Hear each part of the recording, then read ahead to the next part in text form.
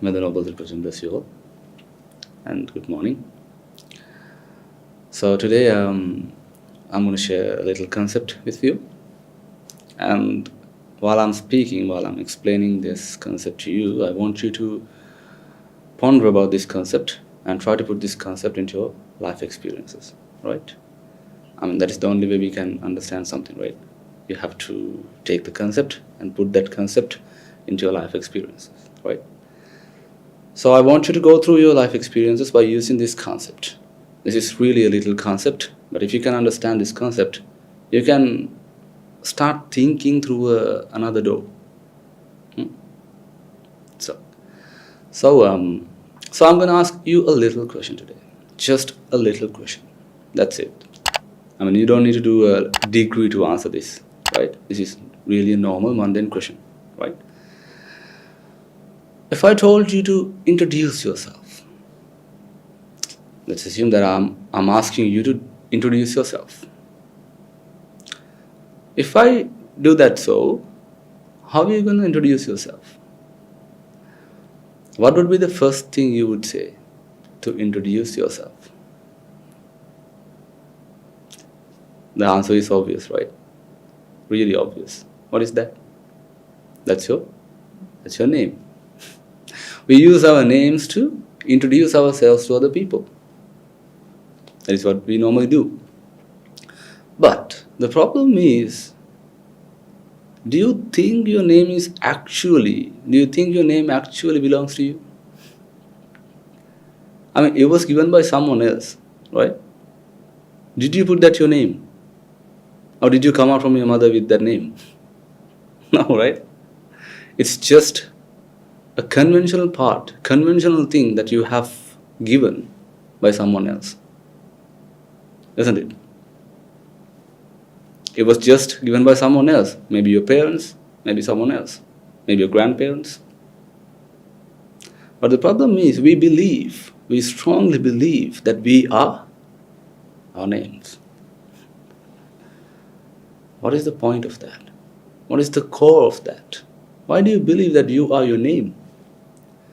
It was given by someone else. It was not yours at the first place. Did someone give you a chance to choose your name when you come out from your mother? When you come to this world? Did someone ask your suggestions about your name? Did you? Did they? No. No one did that. No one gave you just a single answer to you to choose your name, your own name. No one gave you a chance. But at this moment, in the present moment, if I told you to introduce yourself, what would be the first thing you use to explain or introduce yourself? It's your name, which was given by someone else. This doesn't make any sense, right? It is just, someone else has given that name to us, but now we believe I am my name. So all the time you use, from the get-go of your life, you used your name. Actually, you have been using your name to introduce yourself to someone else. I agree we should have a name to introduce ourselves to other people, otherwise people can't understand who we are. People can't recognize who we are. But the problem is, in the bottom of our hearts, we believe we are our names. There's no theory. There's no true concept for that. But we strongly believe that in our hearts, don't we? But haven't you seen people all around the world who have changed their names? Even you can change your name if you want it, can't you? You can change your name. That means your name is actually not you, isn't it? If you are your name, if that name belongs to you, how come you can change that name? I'll ask you another question. Do you have any nicknames? You have more nicknames, right? In your home, in your school, with your friends, among your relatives, among your siblings, you have nicknames. That means you have a lot of names. But just think, will that change you Will that change yourself? Even though you have a bunch of nicknames, will that change yourself? You are just one person, right? Just single person, individual character. But you have a lot of names.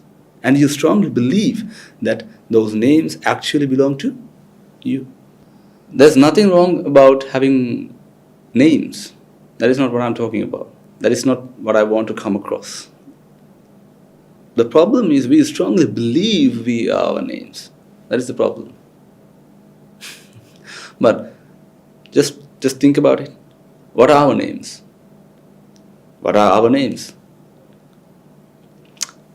Our names are actually just a conventional part. Just a conventional part. We use this name to introduce ourselves to someone else, otherwise people can't understand who we are, or who they can't recognize who we are. So we use our names, but that is just a conventional part. Right? Conventional part. It is just a standard of convenience of living. Just for the convenience of living, we use our names. That's it. But that doesn't mean you are your name. No, that doesn't mean that. But the problem is, because of the defilements, because of the cankers in your mind, when the self arises, when the sense of self arises, you have to put some sort of a name to explain or to introduce that self. But when we move to the actual terms, when we switch to the actual terms, when we start talking about the actual terms, your name is actually not valid. It is just a word, just a simple word. And that word, if you want it, you can change that word. You can use another name to introduce yourself to someone else. That means actually you are not your name, ladies and gentlemen.